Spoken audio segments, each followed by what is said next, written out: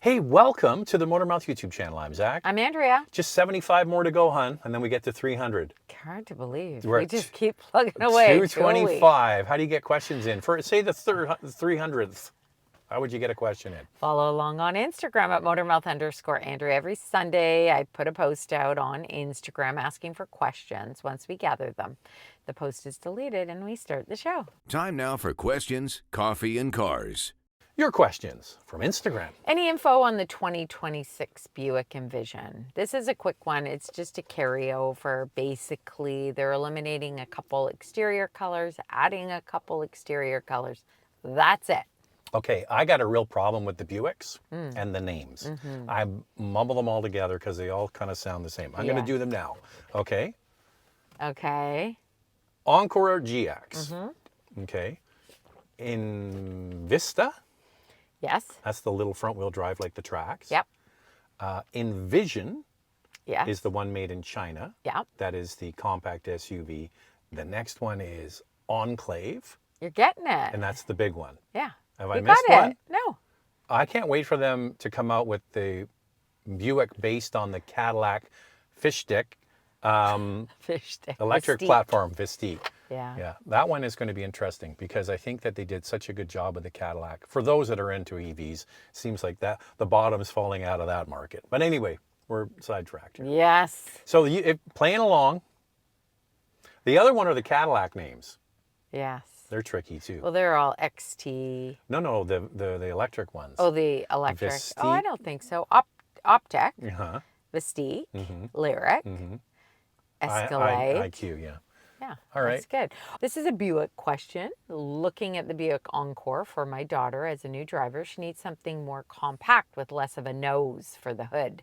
What are your thoughts? So I'm assuming you're actually specifically talking about Encore versus Encore GX. So the Encore was only produced until 2022.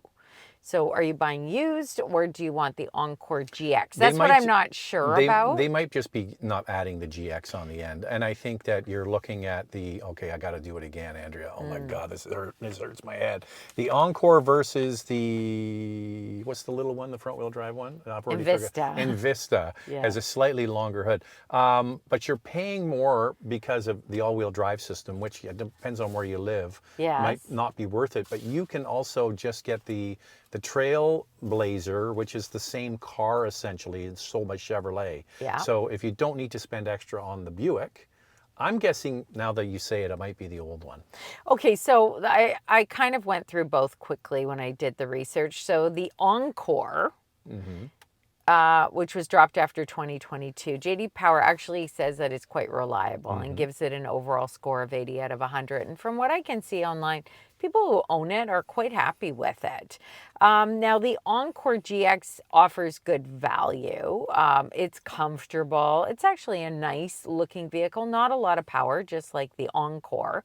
But that's all your daughter needs, right? We don't need a powerhouse vehicle. So you've got the option of the 1.3 liter turbo with 155 horsepower and 174 pound-feet of torque. I like the torque number. Front-wheel drive models have a CVT, all-wheel drive models a 9-speed automatic transmission. In the U.S., there's also a 1.2 liter T with a CVT for front-wheel drive with 137 horsepower. We don't have that. But you can get the in Chevrolet Canada. version if you want to shave some bucks off there. Yeah. So look at this, the same car essentially with some different tuning for the suspension and for the acoustics inside. But if it's a first car, listen, when you're starting out and mom or dad wants to buy you a car, you get what you get and you don't get upset. I actually prefer the look of the Chevy, especially for a younger person. I just think that, Just get I don't know. I'm just going to go right to my looks favorite. more fun. Just get the Trax. The The Trax is Trax. killer deal. Yeah. It's a killer deal for that car. Really good. And it has the good torque number too. Can you compare and contrast the Mazda CX-5 and CX-50? I'd like a vehicle that is comfortable for adults in the back seat. I currently drive a 2013 Subaru Outback, but I'm looking for something without a CVT. So what we don't know here, Zach, is it he the talking new about one the new model or the current one? or yes. So the CX-50, if you're looking at the 2025 CX-5 and older, The CX-50 has more rear seat legroom. And frankly, in the rear seat, I feel is more comfortable. But if you're talking about the 2026 Yeah. CX-5, It's a lot bigger. It's a much bigger vehicle. I'm guessing you like the whole wagon idea, and the CX-50 is going to be the closest thing to an Outback or a legacy wagon, which is no longer sold, that you can get. And it's a real shame, because I think there is a market for a wagon, and then the other one would be the Crown Signia, but that does have a CVT because it's a hybrid. ECVT. Yeah, but whatever, a CVT and ECVT. It doesn't have a conventional torque converter automatic. So yeah, try the CX-50 out and see if you like it. I think it's a nice car. You'll find from the front row for you as a driver is not that comfortable. Like, the seats are pretty firm in the CX-50, so it's really something you have to try out. And it's different for everybody. You know, I don't know what your shape is, what your back is like. So it's definitely important. If you have long legs, little wee legs, long body. Makes a difference. And that's why people say, what's the most comfortable? It's so specific. So specific. But I have to say, the new CX-5, more comfort in the rear Way seat, bigger. as well as more comfort in the front row. That's the one I would get, even though there's only a non-turbo engine and the hybrid's not coming until 2027. I just like, I don't know. I mean, I haven't driven it, so I don't know. Okay. Trying to decide on a luxury compact SUV with main considerations being fuel economy and reliability. Clear winner would probably be the Lexus RX. Oh, RX. RX. But the look just doesn't quite excite me. What would you consider, and have you heard much about hybrid Genesis GV70? Is it worth waiting for? Well, I'm just going to jump in quickly before you get on to Genesis. What about the Crown Signia? The Crown Signia is just below Lexus in terms of, you know, it's not a luxury brand, but it's a premium brand, and that might be the ticket if you don't like the look of the LX, the RX or the NX. The issue in that category, if you are looking for something that's premium luxury and you want the badge, there really aren't a lot of hybrid options. You can go with the Lincoln Nautilus, which is cool, which is nice. The screens are a bit much for me, so it really depends on the person if they like that sort of technology.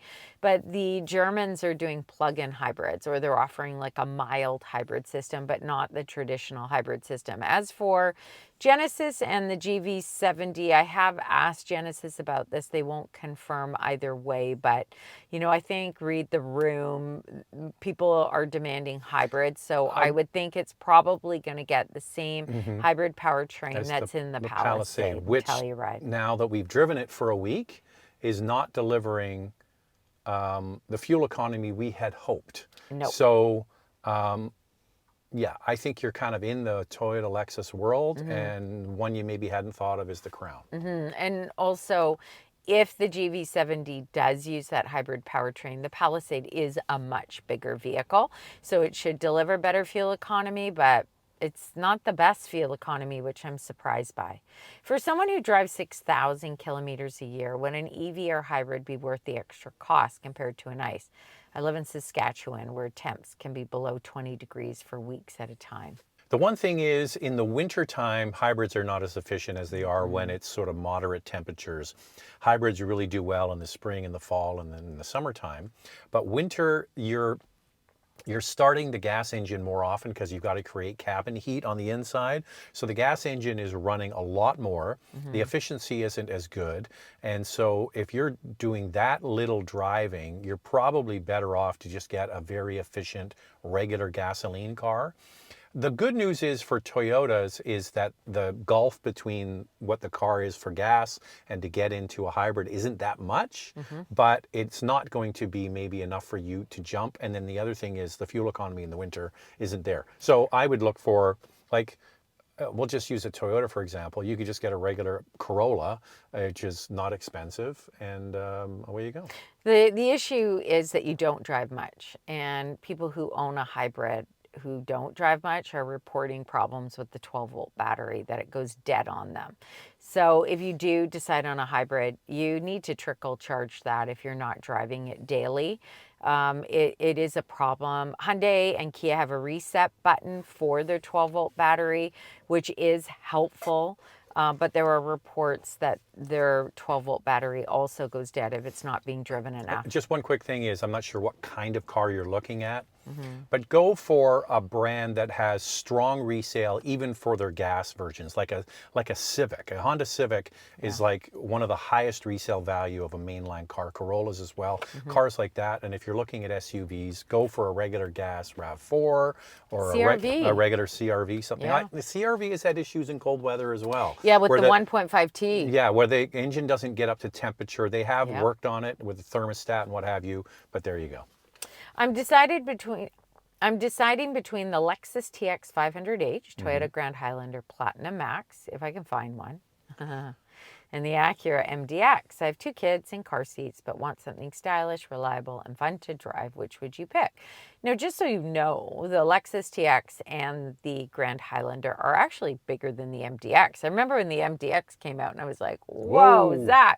This thing is huge. Well, these have actually gotten bigger. From what I hear from viewers who cannot get the Grand Highlander Hybrid Max, they turn to the TX because they can get one. And even Lexus dealerships are surprised at how well the TX is selling because they can't get a Toyota. Yeah, so someone goes in and go, yeah, that Grand Highlander Hybrid Max, yeah, we don't have one. But we got one of these. So if you're okay with that, get one of those. Yes. Acura Integra Type S or Toyota GR86. 1, 2, 3, go. 3, 2, 1. Integra. That's a totally different cars. Totally different. So the Type S or the Toyota GR86. So one is, a lot less expensive, the Toyota, and way down on power.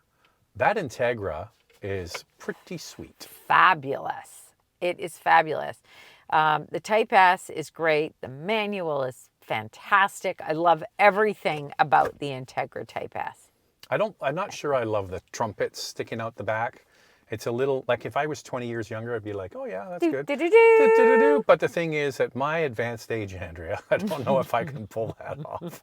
The only good thing about it is when you're driving it, you don't see the trumpets out the back. You don't. I would try. I'd pull it off. I don't mind. I really like that. You could pull it a off, lot. Drea. You could pull it off. I really like it. You'd have all the young guys going, hey, nice car.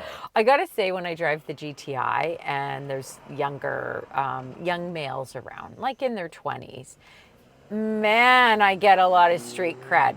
They say, can I see your car? That's the coolest. And then they look inside and it's a manual and they are just like blown away that a woman's Andrea, driving that. You're coming around to realize just how much street cred the GTI has. Still, after all these years, it is still the gold standard for having a fun little car to bomb around town in. And also with the MX-5, I find that it skews a little, older. Yeah.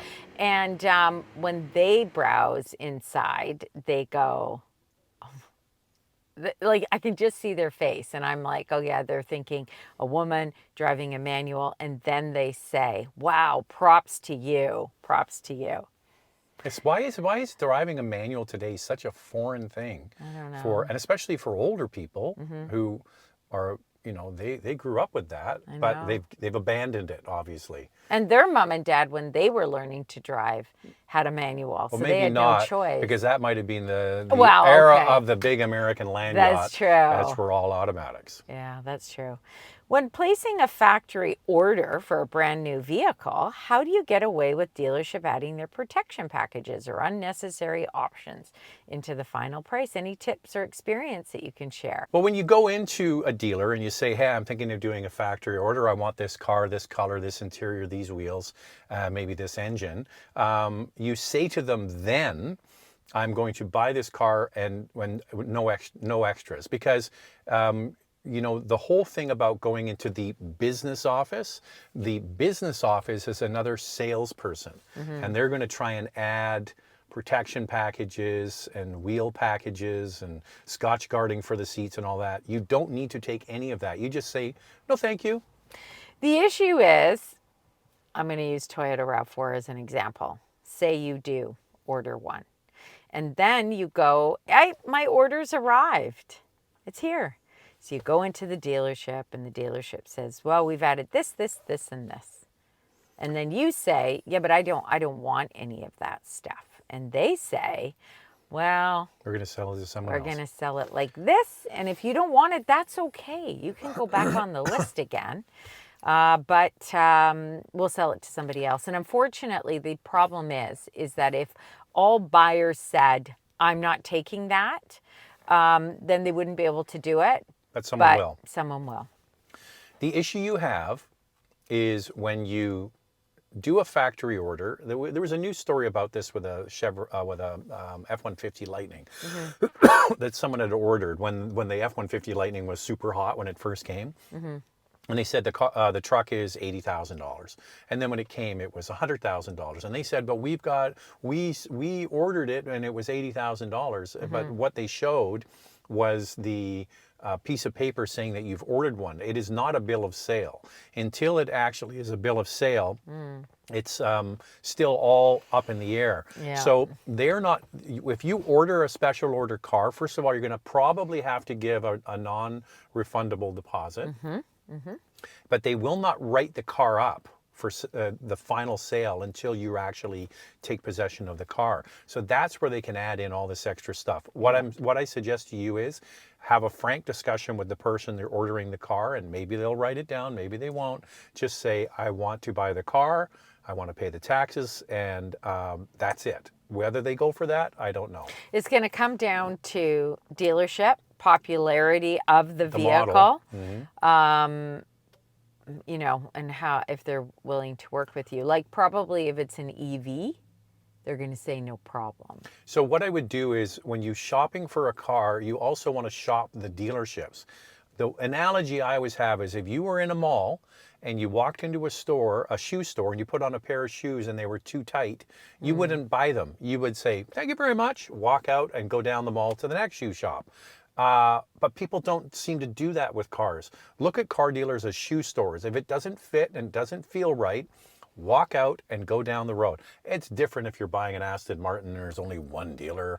Well, I'm talking about mainline cars. So go to the dealer, tell them what you want to do, and if they're willing to play ball with you, if not, shop the street. Go down to another dealer and see if they'll do it. In regards to the shoes, I've actually had salespeople say, I've said, these are uncomfortable.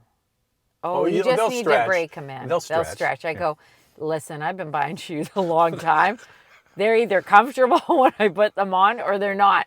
I am no longer going to be breaking anything in. So how much, we've all done this, right? We've all had a great purchase, and then you get it home and you try it on, or it's too long to return it, or if you've worn it once, I know. and then you're like, I don't like this. So I always say to Andrea, when you think of things, now it's very different with a car, but with the clothes, it's like you just have to average it out over a long period of time. Like you will have some hard fails. I hate that, though. Yeah, I know, I hate it too, but you might buy a pair of shoes that you thought were great, and then you wear them and they're just a fail. So you just got to eat that. I know.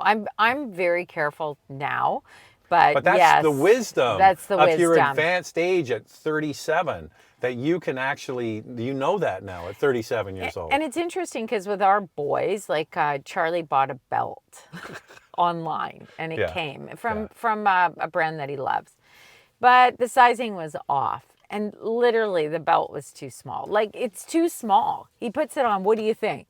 The belt is too small.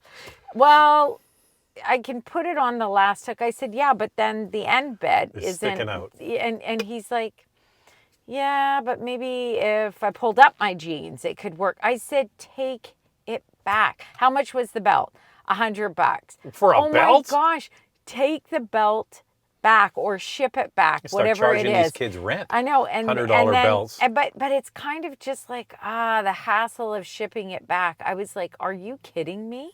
Ship it back, and he did ship it back. That was the box. Remember where he forgot to close it? Anyway. Yeah. So yeah, we've all done it. You have shoes in the house you bought, and you thought these are great, and then they're a fail. I know. Or a jacket or a sweater or something. Anyway, So that's annoying. it. We're all out of time, Andrea. Are we out of time? How do you get a question in? Follow along on Instagram at motormouth_Andrea. Every Sunday I put a post out asking for questions. Once we gather them, the post is deleted and we start the show. Thanks for watching. Thank you. Bye.